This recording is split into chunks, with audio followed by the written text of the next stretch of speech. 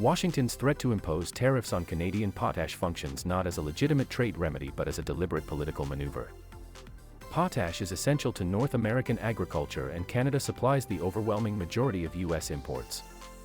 Because the United States depends so heavily on Canadian supply, even signaling the possibility of tariffs sends destabilizing waves through fertilizer markets. This uncertainty is intentional.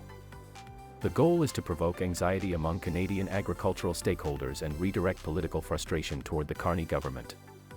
By targeting a sector foundational to rural economies, the threat seeks not economic correction but political leverage. Yes. The threat of tariffs on Canadian potash is being used as a political weapon designed to destabilize agricultural confidence in Canada and stir internal political tension. There is no credible evidence of injury to U.S. producers and no trade law rationale for such a measure. Instead, the threat is crafted to generate uncertainty, ignite frustration, and frame Ottawa as the source of the problem. The irony is that American farmers, who depend on Canadian potash for stable fertilizer pricing, would experience the first and most severe economic harm, long before Canada felt the effects. Washington maintains the threat precisely because the threat itself, rather than any tariff, is the operative instrument of political coercion. American farmers stand at the forefront of the economic fallout. With no meaningful domestic substitute for Canadian potash, any tariff or even the credible possibility of one raises fertilizer costs and inflames price volatility. U.S. farmers already face pressures from fuel, machinery costs, and climate-related disruptions. A tariff threat compounds these stresses and would erode margins across the agricultural sector. Washington knows this, and this is why the threat remains rhetorical rather than enacted. The political value lies in the destabilization of Canadian confidence, while the economic pain is borne primarily by Americans. Producers in Saskatchewan and across the prairies confront a different kind of harm: long-term uncertainty. Investment cycles, contract structures, rail logistics, port operations, and workforce planning all rely on stable export conditions. A tariff threat disrupts these foundations.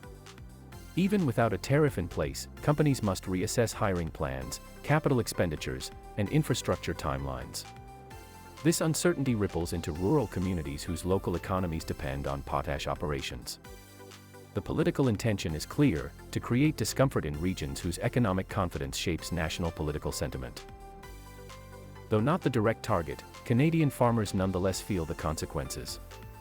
Global fertilizer markets respond instantly to threats affecting major supply corridors, and Canada's potash flows are among the most important in the world. As volatility increases, Canadian producers face tighter margins, unpredictable input costs, and uncertainty in forward purchasing. Instability in one end of the supply chain radiates quickly through domestic agriculture, tightening conditions for producers already navigating cost pressures and climate-driven variability. The political purpose behind the threat becomes evident in how it is designed to influence Canadian domestic politics. This strategy mirrors Washington's approach in disputes over steel, aluminum, forestry, and electric vehicles: apply economic pressure in a strategic sector to provoke internal political blame.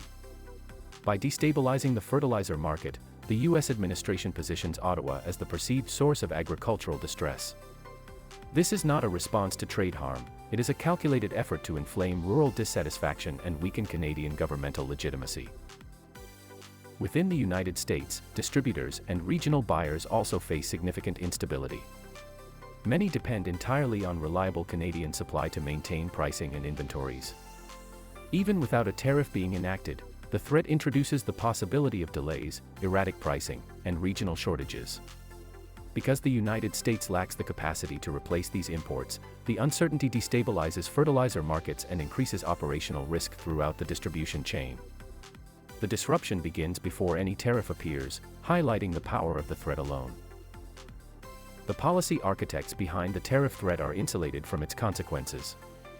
They do not absorb the economic harm faced by American farmers, the investment uncertainty endured by Canadian producers, or the ripple effects through rural communities in both countries. Their position allows them to deploy the threat at virtually no cost, knowing the burden will fall elsewhere. This is the essence of using trade threats as political weapons: they are cheap to wield and expensive for others to endure. The threat of U.S. tariffs on Canadian potash is a deliberate political tactic designed to destabilize confidence in Canada's agricultural sector and turn rural communities against the Carney government. The economic harms fall unevenly. U.S. farmers would be hit hardest and earliest, followed by Canadian producers and prairie economies. The strategy is intentionally asymmetric: maximum political pressure on Canada, minimum cost to Washington, and substantial collateral damage inflicted on American agricultural communities used as leverage. Natural Resources Canada provides the foundational data on Canadian potash production, global ranking, and export volumes, establishing the strategic importance of the sector. The U.S. Geological Survey contributes authoritative figures on U.S. dependence on Canadian imports and the absence of domestic alternatives, demonstrating the economic implausibility of real tariffs. The OECD FAO Agricultural Outlook offers long-term insight into global fertilizer markets, supporting the analysis of volatility and price transmission. The WTO Dispute Settlement Database confirms that no valid legal basis or active dispute justifies such tariffs, reinforcing the conclusion that the threat is political rather than economic. Viewers can pause to review full citations and examine the referenced materials. For more fact-based content about Canadian politics, democratic health, economic trends, and rhetorical analysis, the Facts for Canadians platforms offer ongoing resources and educational material. These outlets aim to strengthen public understanding, improve media literacy, and support evidence-based democratic engagement.